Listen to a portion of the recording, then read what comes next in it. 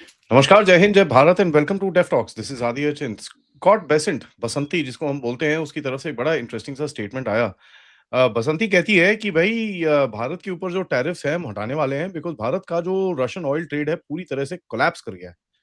I mean, the words used were completely collapsed and India is now reeling for oil। मतलब बुरे हाल हैं भारत में, तेल-तूल तो है नहीं।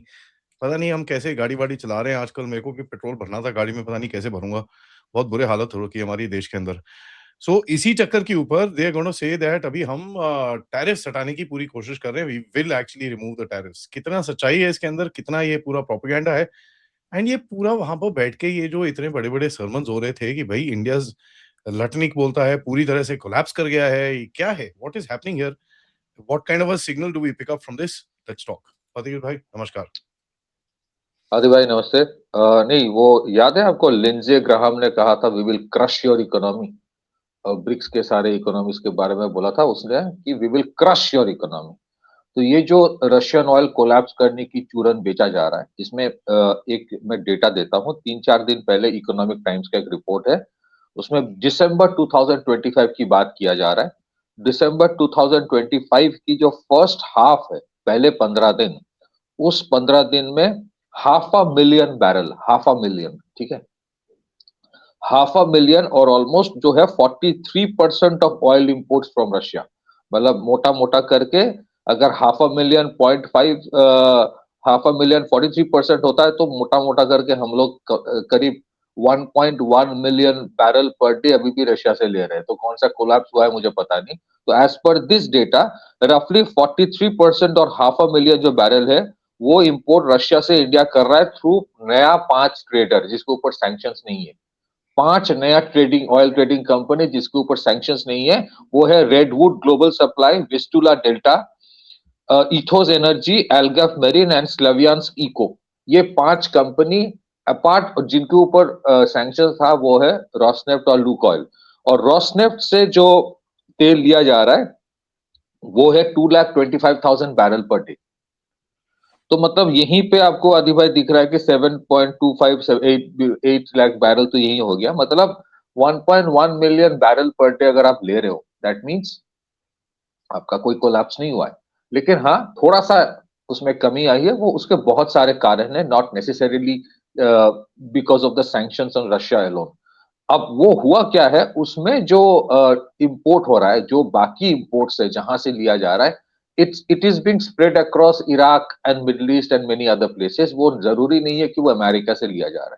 थर्ड, ये जो वेनेजुएला वाला कहानी है ना, इनमें द ट्रम्प एडमिनिस्ट्रेशन का जो एंटिसिपेशन था कि वेनेजुएला से मदुरो को हटाएंगे, अगले दिन सारे अमेरिकन कंपनीज वहां पे ऑपरेशन शुरू कर देगा और 1 महीने 2 महीने में वेनेजुएला से ऑयल रशिया अमेरिका पंप करना शुरू करेगा and the money will come to America. वो हुआ नहीं है, and that may not happen for at least 1 और 2 years।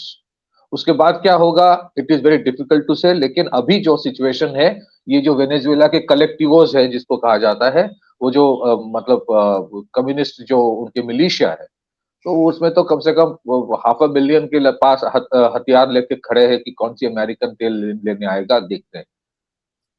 Now in between two things happened. One is this कि इंडिया के ऊपर टैरिफ लगाने से इन लोगों ने जो सोचा था कि इंडिया की इकोनॉमी के ऊपर बहुत बड़ा प्रेशर आएगा, थोड़ा बहुत प्रेशर इधर उधर मार्जिनल आया है सम सेक्टर्स में, बट ओवरऑल उतना बड़ा कोई इंपैक्ट आया नहीं। अगर इंपैक्ट आता तो आईएमएफ वर्ल्ड बैंक का जो प्रोजेक्शन है कि इंडिया का ग्रोथ रेट इन 2026-27 7.3% होगा, वो होता नहीं।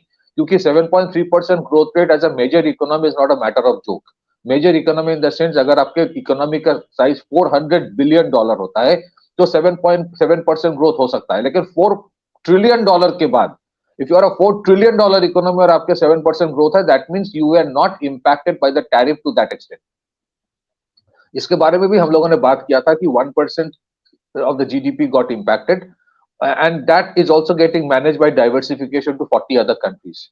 फिर उसके बाद आपको याद होगा 500% टैरिफ की बात बीच में हो रहा था, लिंडसे ग्राहम का कोई एक बिल आ रहा था, 500% टैरिफ लगाएगा।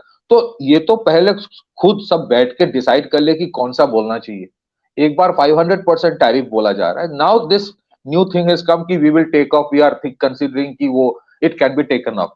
But let me put another thing in perspective. ये जो भी स्टेटमेंट अभी आ रहा है ना, इसका एक और भी कारण है कि यूरोपियन यूनियन के साथ इनका जो अभी एक टिफ चल रहा है, एक फेस ऑफ चल रहा है। एंड द यूरोपियन यूनियन के जो उर्सुला वॉन डर लाइन जो कहा है कि अभी they are going for the mother of all deal with India, that has a certain amount of impact on this statement. ये स्टेटमेंट उसकी वजह से भी है। और यूरोपियन यूनियन के साथ जो फ्री ट्रेड एग्रीमेंट है 2026 27 2026 की जो 27 जनवरी है, उस दिन हो सकता है कि ट्रेड डील उस दिन हो जाए।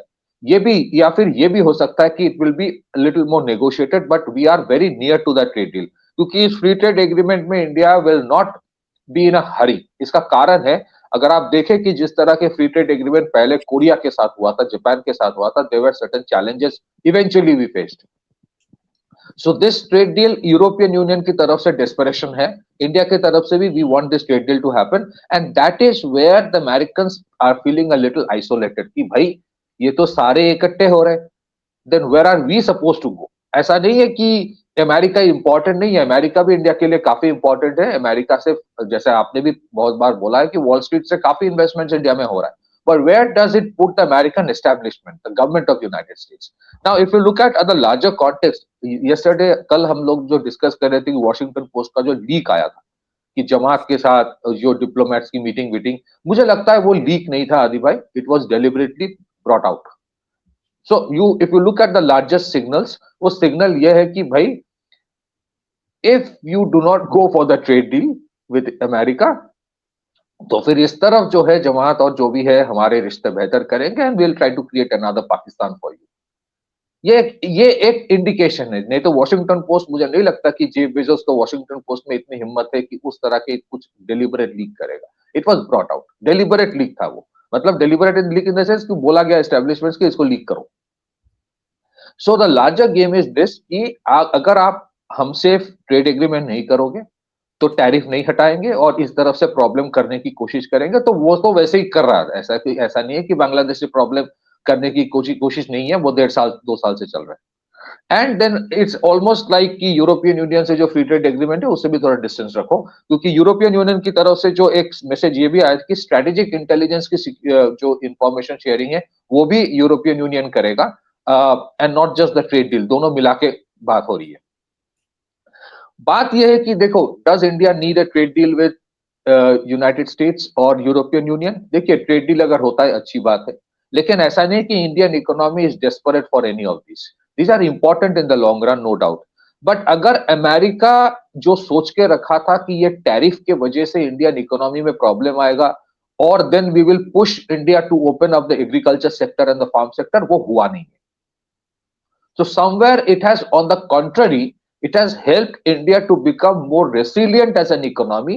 और I think this tariff was a blessing in disguise, क्योंकि इंडिया 3-4 महीने 6 महीने पहले से शुरू कर दिया, जो आज यूरोप सोच रहा है कि भाई डाइवर्सिफाई कर लो, don't depend on the American market beyond the point. That is what is happening. So a combination of several factors are there, जिसमें से मुझे लगता है कि चाहे वो वॉशिंगटन पोस्ट का जो लीक था and this message by Scott Bessent, these are deliberate messaging going on कि we are willing to go for the trade deal. If they want to go for the trade deal with India, good enough. India की जो trade का, जो oil का हमने दिखाया, इससे तो लगता नहीं है कि इंडिया ने बहुत ज्यादा कुछ कम कर दिया। If you are taking 1.1 million barrel a day at least up till December 2025, और अगर 1 million barrel a day भी है, तो उससे इसके इससे क्या इसका मतलब कोलैप्स होता है? मुझे तो नहीं लगता इसका मतलब कोलैप्स होता है। दूसरी चीज है कि अगर अमेरिका चाहता है कि फ्री ट्रेड एग्रीमेंट हो, well that's brilliant, no problem, I think India is mostly welcome it. But हमारा जो गार्ड रेल्स है या जो रेड लाइन है वो क्लियर है। ये हमारे तरफ से कोई डेयरी और एग्रीकल्चर मार्केट, पूरा मार्केट कभी नहीं खोला जाएगा। Premium niche high and market में थोड़ा कंसेशन, वो अलग चीज होता है। Secondly, India will not invest $500 billion in America, जो कहीं कहीं से इन लोगों ने एक मैसेज भेजने की कोशिश की थी कि तुम लोग ना $500 बिलियन इन्वेस्ट कर लो, 300-400 बिलियन डॉलर कम से कम, ask your companies to invest in America, फिर जाके ट्रेड डील हो जाएगा। Now that is a way of reducing the American debt, जो उनका प्लान, वो यूरोप के साथ भी $1.5 ट्रिलियन का जो एक एग्रीमेंट था कि इन्वेस्टमेंट्स प्लस एनर्जी परचेज का जो ट्रेड एग्रीमेंट, वो भी कोलैप्स हो रहा है क्योंकि the Europeans have put it on hold. On the contrary, Europeans are putting levy on Americans, which will be huge. So overall, अगर आप सारे चीज मिला के देखें, this is a kind of messaging that I think somewhere to, मैं ये नहीं बोलूंगा कि पूरा अमेरिका आइसोलेट हो गया, कॉर्नर्ड हो गया, ऐसा नहीं है. उनको लग रहा है कि इस तरह से तो बाकी सारे इकट्ठे हो रहे हैं. हमारा जो वर्चस्व है कि हम लोग we will be top of the food chain, वो हम नहीं होने हो पा रहे. So somewhere this messaging is कि भाई किसी किसी तरह से इसको हम रफा दफा करते हैं and let's have some kind of a trade deal और समथिंग सो दैट ट्रम्प का जो फेस है, द फेस सेवर कहीं ना कहीं हो जाए. बैक टू यू आदि भाई, यही कहानी है. नहीं, एक वो है, दूसरा मेरे को एक और the signalling part I absolutely agree with. I also look at in another way. This is also showcasing us. See, India stood up to us, but we kind of pushed it back down, and we were able to figure this out. ये वो करके इनका this is the messaging that they want to give to the rest of the world. कि भाई कोई भी हमारे सामने नहीं खड़ा हो पा रहा है. That's the main thing. It's not about India. It's not about China. It's not about anything else. ये हर किसी को नीचे दिखा रहे हैं. For example, when you look at Canada. Trump ने जो कल रात को ट्वीट करा है कनाडा के ऊपर कि साहब it will be a disaster and हम देखते हैं तुम्हारे को क्या करना है तुम्हारे साथ and this and that. It actually tells you कि कहीं ना कहीं एक नर्वसनेस है ऑफ अमेरिका बीइंग आइसोलेटेड. ठीक है. They will try and get people back to their this thing. And अगर आप इनकी नेशनल सिक्योरिटी स्ट्रेटजी भी पढ़ें, जो बाय द वे एनएसएस जो इनकी डिफेंस एस्टैब्लिशमेंट में से निकली, सॉरी CIA एंड जो स्टेट डिपार्टमेंट में से निकली, and the one that came out of the Pentagon are two different documents. दोनों के अंदर बड़े-बड़े differences हैं. एक के अंदर बोलते हैं नहीं जी we are retreating and we want to हमारा homeland बड़ा important है और ये सब चीजें हैं. दूसरे डॉक्यूमेंट के अंदर यही चीज बोलते हैं कि भाई हमारा homeland बड़ा important है, which by the way includes Greenland and Canada. But they also say that जो pivot to Indo-Pacific is the most critical thing going forward. तो कहीं ना कहीं या आप बांग्लादेश ले लो, आप वहां पर एक डब्बा बिठा लो, जमात के साथ कर लो, ये कर लो. It won't give you that kind of depth that you are looking at in the Indo Pacific at all. वो नहीं मिलेगा आपको. ठीक है. Because at the end of it you can't ignore a navy like the Indian navy. वो नहीं कर सकते आप. टू अ पॉइंट ये लोग they gonna be in quite a bit of crisis going forward as they try and pivot. और ये जो यूरोप को भी एक कोने में डालने की कोशिश कर रहे हैं, that is because they want to end that war फटाफट से and they want to pivot. अब वो पिवट आपको करना है, वो कर नहीं सकते आप without India. It can not happen. ठीक है. एक टाइम था जी कि भाई it nice to have India, but today it is the fact कि भाई you can't pivot without India. आप कर ही नहीं सकते साहब. So let's wait and watch. So you want to pivot with India, फिर आप जो बांग्लादेश में कर रहे हो, पाकिस्तान में करते हो, मतलब that way that kind of an approach is no more longer works. That is where I think America is stuck, जो एस्टैब्लिशमेंट है स्टक, कि वो पुराने जो इनके स्ट्रेटजी हुआ करता था कि either you with come with us या फिर हम तुम्हारे लिए ट्रबल क्रिएट करेंगे, ये आज नहीं चल रहा है. सेकेंडली ये देखिए ना, आपने जो बोला वो कि सैंक्शंस की दिखाना चाहता है कि no one can stand up to us. ये सारे बार बार ये लोग बोलते रहते हैं. आई डोंट नो, मतलब प्रॉब्लम उनका ये है कि a little bit of depth में कोई जाएगा, लोगों को लगेगा कि भाई ये तो रियलिटी कुछ और है. Trump every time comes and says कि इकोनॉमी यूएस का बहुत अच्छा कर रहा है, अनप्रेसिडेंटेड $18 ट्रिलियन इन्वेस्टमेंट आ रहा है. आप ढूंढ के कोई निकालेगा तो reality is very different. Inflation वाला इशू तो बहुत बहुत ही अलग है जो ये बोल रहे हैं उससे. डेट वाला इशू जो बोल रहा है उससे तो बहुत अलग है. दूसरी चीज है सेम विद द यूरोपियंस. अगर अमेरिकन यूरोपियंस ने $1.5 ट्रिलियन वो सस्पेंड कर लिया है ट्रेड का, जो तो फिर आपके $18 ट्रिलियन कहां से आ रहा है भाई? आपने जो प्लेज करके रखा है पाकिस्तान से तो नहीं आएगा. तीसरी चीज है कि they keep on saying those things so that they become headline and the reality goes away. ये भी बोलने के लिए कि देखो आवर सैंक्शंस वर्क. बट आप किसको बोल रहे हो? आपके पास जो इंटरनेट है, आपके पास जो थिंक टैंक्स है, दूसरों के पास नहीं है क्या? यूरोप को पता नहीं है कि रियलिटी क्या है? If the Europeans are coming and desperate for a trade deal with the Indians today, वो ऐसे ही थोड़ी आ रहा है.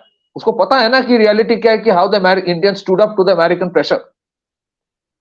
लेकिन हाँ, इंडिया के ऊपर ऐसा नहीं कि सब ठीक हो गया और प्रॉब्लम कुछ नहीं आएगा. Problems the West will keep on creating. There is absolutely no doubt. ये प्रॉब्लम तैयार होने में they are building up to that. However ये जो लिवरेज इंडिया तैयार कर रहा है with the trade deal with the European Union as and when it happens, ये जो लिवरेज आ रहा है ऑन सर्टेन अदर थिंग्स, ये जो लिवरेज पोटेंशियली आ रहा है from the Russia India China collaboration, these eventually are going to work out very well. But हाँ, these are games of patience. इसमें टाइम लगेगा, and as we go towards that direction, जो हमें as a country strong तो बनाएगा, no doubt, but दूसरे तरफ से they will create more problems for India through Bangladesh and Pakistan. It's a given, and I think India is well prepared, knows how to deal with it. Back to you, Adhiya. Yeah, and as a matter of fact, let me just say this, not being this thing, but as far as जो trade और इन चीजों का impact है, the worst is pretty much behind us. It is not something that we see creating a crisis in the Indian economy anytime soon. The worst seems to be behind us. क्योंकि अगर आप देखेंगे यहाँ पर जिस तरह से जो चीजें चल रही हैं एंड जिस तरह से पूरा जो जियोपॉलिटिकल सिचुएशन भी खुल रहा है, the West is in much more deeper trouble than anything else. So it's going to be very, very, very nasty for